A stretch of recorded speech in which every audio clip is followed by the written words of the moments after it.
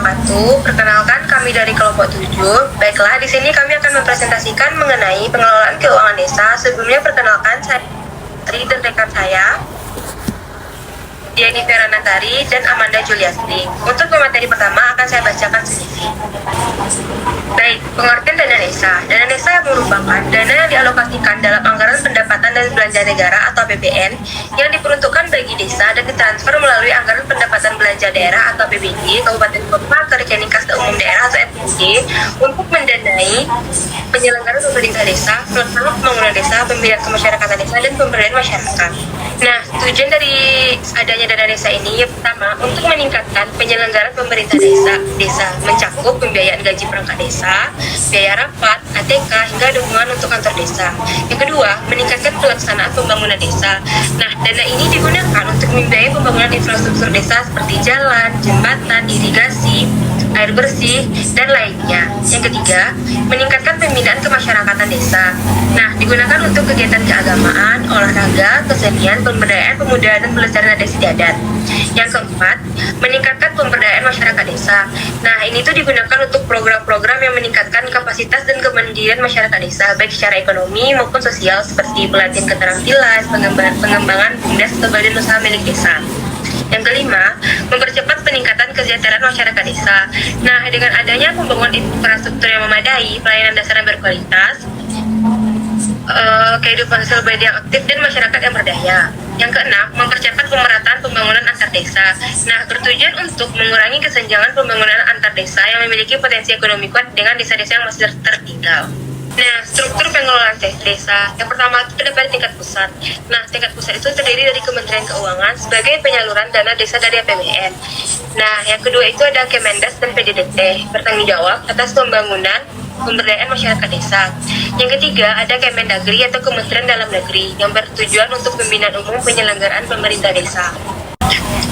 Nah, yang kedua itu ada pada tingkat daerah. Yang pertama itu ada pemerintah provinsi, memiliki peran untuk melakukan pembinaan dan pengawasan umum terhadap penyelenggaraan pemerintahan desa di wilayahnya. Yang kedua, pemerintahan kabupaten atau kota memiliki peran untuk bertanggung jawab langsung terhadap pembinaan, pengawasan, dan penyaluran dana desa ke desa-desa yang lainnya. Nah, yang ketiga itu ada pada tingkat desa. Nah, pada tingkat desa ini ada pemerintah desa yang merupakan faktor utama dalam pelaksanaan langsung pengelolaan dana desa. Nah, terdiri dari kepala desa yang bertanggung jawab penuh atas penggunaan dana desa. Yang kedua ada sekdes atau sekretaris desa yang bertugas untuk membantu kepala desa dalam menyusun kebijakan dan melaksanakan pengelolaan APBD des. Yang ketiga, bendahara desa bertugas untuk melaksanakan penata usaha ruang desa. Yang keempat, ada kaur dan kasih yang merupakan yang dapat membantu kepala desa dalam melaksanakan tugas-tugas tertentu yang terkait dengan kegiatan yang didanai dana desa. Dan yang terakhir ada TPK atau tim pelaksana kegiatan. Nah, yang bertanggung jawab atas pelaksanaan teknis dan pelaporan kegiatan yang ditugaskan kepadanya. Yang kedua itu ada Badan Permusyawaratan Desa atau BPD yang memiliki peran utama sebagai lembaga perwujudan demokrasi dalam penyelenggaraan pemerintah desa.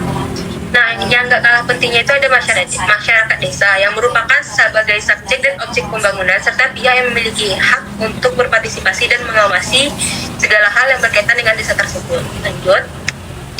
Nah, kita masuk ke mekanisme pengelolaan dana desa. Yang pertama itu ada perencanaan desa atau Musrenbangdes.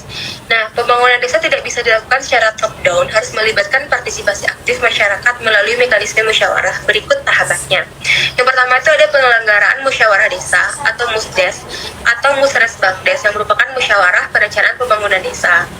Nah, yang kedua itu ada penyusunan RKP desa berdasarkan hasil Musrenbangdes nanti, maka dapat disusun RKP tersebut. Yang ketiga itu ada pembentukan tim penyusun RKP desa. Nah, biasanya dibentuk tim yang terdiri dari unsur pemerintah desa, BPD, dan unsur masyarakat untuk membantu kepala desa menyusun RKP desa. Next.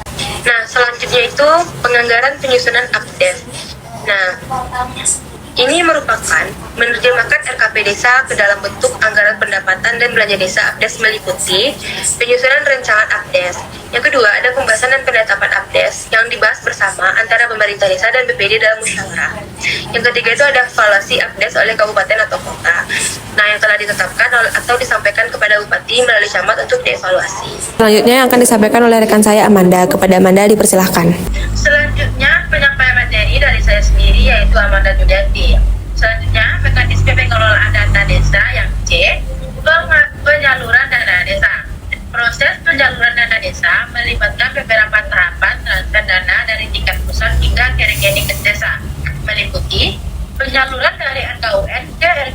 RKUD Kabupaten Anggota, penyaluran dari RKUD Kabupaten Anggota ke RK Desa. Next. Yang D, penggunaan dana desa. Penggunaan dana desa harus sesuai dengan APBDes yang telah ditetapkan dan prioritas yang ditetapkan oleh Kemendes PDTT. Berikut prinsip penggunaan. Yang pertama ada partisipatif, yang kedua transparan, yang ketiga akuntabel, yang keempat tertib dan disiplin, yang kelima efektif dan efisien, dan yang terakhir berkeadilan. Next. Yang E, penata usahaan dana desa. Penata usahaan adalah proses pencatatan dan pembukuan seluruh transaksi keuangan yang berkaitan dengan dana desa. Ini merupakan fondasi akuntabilitas, meliputi pembukuan, bukti transaksi, dan sistem informasi keuangan desa atau SISKEUDES. Next. Yang F, pelaporan dan pertanggungjawaban dana desa. Untuk memastikan bahwa dana desa telah digunakan secara benar dan sesuai rencana, berikut alur pelaporannya. Yang pertama, laporan realisasi APBDes. Yang kedua, laporan pertanggungjawaban realisasi pelaksanaan APBDes. Yang ketiga, publikasi laporan. Dan yang terakhir, audit dan pengawasan. Next. Prioritas penggunaan dana desa. Yang pertama, program prioritas nasional, yaitu peningkatan kesejahteraan masyarakat, pencegahan dan penanganan stunting, pengembangan desa wisata, pengembangan desa prukades, pengembangan SID, penguatan BUM desa atau BUM desa bersama, penanganan bencana alam dan non alam, dan terakhir jaringan pengamanan nasional. Next.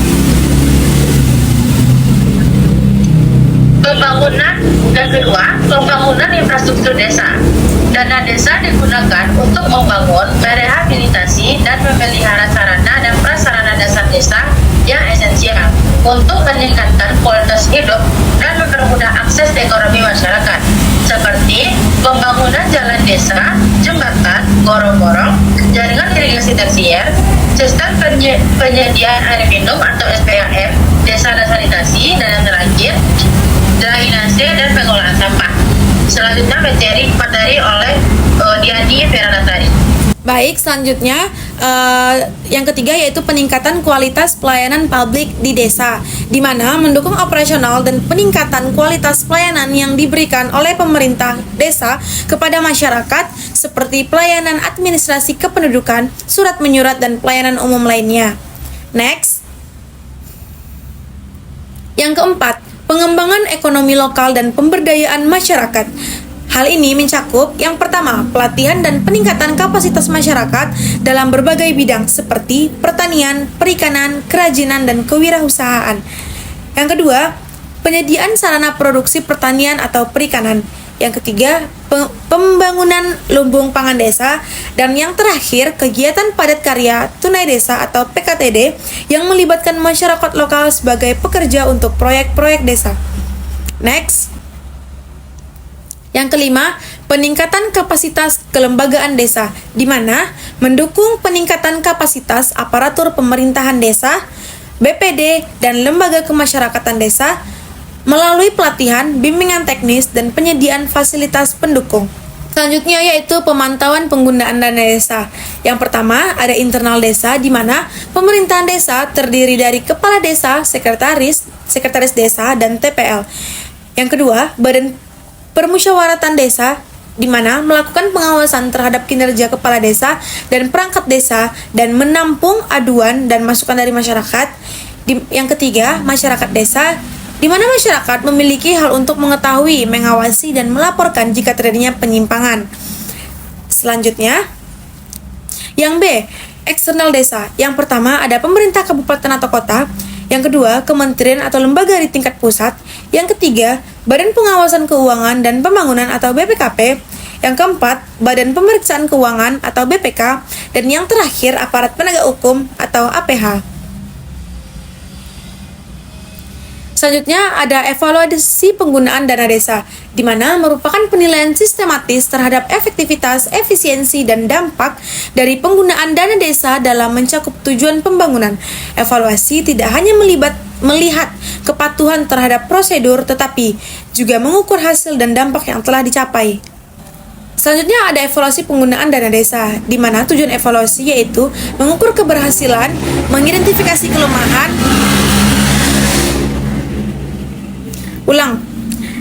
Selanjutnya yaitu evaluasi penggunaan dana desa, di mana mengukur keberhasilan, mengidentifikasi kelemahan, merumuskan rekomendasi, dan meningkatkan akuntabilitas. Yang kedua, ada mekanisme evaluasi, di mana evaluasi internal desa, evaluasi oleh pemerintahan kabupaten atau kota, evaluasi oleh kementerian atau lembaga di tingkat pusat, dan evaluasi independen. Lanjut, Sa. Nah, kemudian ada isu kontemporer dalam pengelolaan dana desa. Yang pertama, ada tingkat transparansi yang bervariasi. Yang kedua, ada akuntabilitas dan pertanggungjawaban. Yang ketiga, ada kapasitas SDM dan aparat desa. Yang keempat, ada partisipasi masyarakat yang belum optimal. Yang kelima, ada sinkronisasi program dan prioritas. Yang keenam, pengawasan yang belum efektif. Yang ketujuh, pemanfaatan teknologi informasi. Dan yang kedelapan, keberlanjutan penggunaan pasca dana desa.